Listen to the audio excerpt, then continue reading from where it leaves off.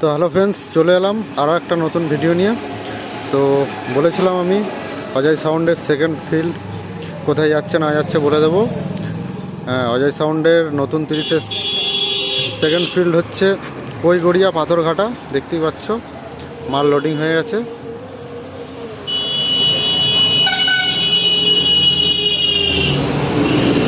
দেখতে থাকো ভিডিওটা প্রথম থেকে শেষ পর্যন্ত।